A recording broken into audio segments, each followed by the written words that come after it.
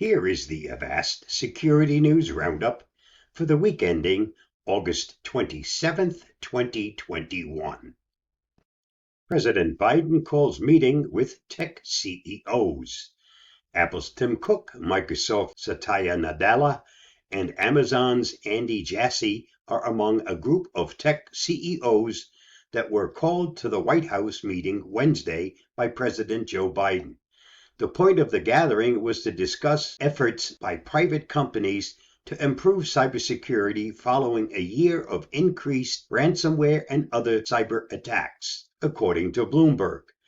The list of invitees also included tech, energy, water, and banking companies. Cybersecurity should be a top priority, and the president knows it, commented Avast security evangelist Louis Carones. His administration's already started talking with Russia's government, and now he's meeting with some of the main American companies. Neither Biden nor Microsoft, Google, IBM, or Apple CEOs are security experts, but they do have the power to set in motion their company's resources to work towards improving cybersecurity. A senior official familiar with the event told Bloomberg the meeting will most likely address the need for better supply chain security, coming just a month after the massive SolarWinds supply chain attack. For more, see Ars Technica. Microsoft Exchange attacks are back. Echoing a wave of cyber attacks earlier this year, a surge in attacks on Microsoft Exchange servers has been detected, and the U.S. Cybersecurity and Infrastructure Security Agency has issued an urgent bulletin to remind organizations to patch their systems against these attacks. In March, hundreds of thousands of Microsoft Exchange servers hosting both business and personal accounts were targeted by Chinese national state group Hafnium. The attacks this round differed from the Hafnium attacks in that they target a different vulnerability, Microsoft's proxy shell. All businesses, including small to medium businesses, are advised to protect their systems. For more, see Cyber Scoop. A massive IoT botnet infects routers and repeaters.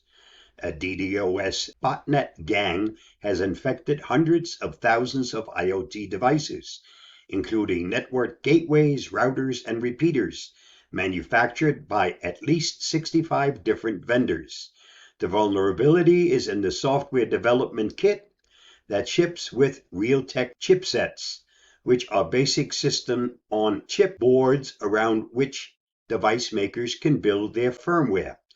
Over 200 device models are vulnerable, with the most common being the Netis E1 Plus extender, EDMX N150 and N300 Wi-Fi routers, and the Repotech RPWR5444 router. For more on this story, see The Record. Consumer Reports publish a digital guide to breaking up. To ease the heartache of an ended relationship, Consumer Reports has published a digital guide to breaking up, subtitled How to Reclaim Your Online Accounts After a Relationship Ends. The guide offers advice on how to keep your social media feed free of painful memories and how to sever any shared accounts cleanly and quietly. The first task is to make a thorough list of shared accounts, as long-term relationships may have led to more shared accounts than one might immediately remember. Other helpful tips include how to change your password for services such as Amazon Prime Video, Apple TV, and HBO Max.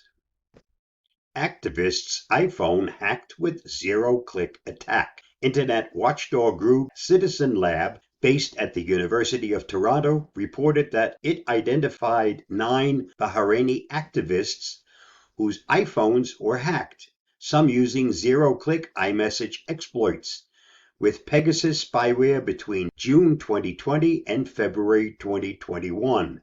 Citizen Lab feels confident that Bahrain government is behind at least some of the attacks. The targeted journalists included members of the center-left political group WADE, the political opposition group Al-Wefaq, and the Bahrain Center for Human Rights. The zero-click attack required no action on the part of the victim and completely circumvented Apple's blast door security. Citizens Lab has dubbed the attack forced entry. Here's some additional advice on the recent T-Mobile data breach. On August 17, 2021, T-Mobile learned that a bad actor illegally accessed personal data. If you or someone you know are a current or former T-Mobile customer, there are actions you can take to protect yourself. First, T-Mobile has set up a page on their website describing what you can do. This includes 2 years of free identity theft protection from McAfee and T-Mobile account protection. You can also change your password to something complex. Change your T-Mobile PIN and turn on multi-factor authentication for your account if you do not currently use it. Former customers should go ahead and delete their unused account with T-Mobile. Currently, there is no way to prevent your data from being exposed in a breach, so it's crucial to take the necessary steps to mitigate the damage to you and your family. This week's must-read on the Avast blog. After receiving a call supposedly from the CDC, Avast senior writer Emma McGowan discussed with Avast Threat Lab how one can spot signs that they've been on the receiving end of a phone scam. Read the blog post for many tips on how to handle these cases securely. You may also find my video on all about phishing scams right from the fish's mouth helpful. And that wraps up this week's Avast Security News Roundup. Stay safe, stay secure, and I'll see you again next week. Bye-bye.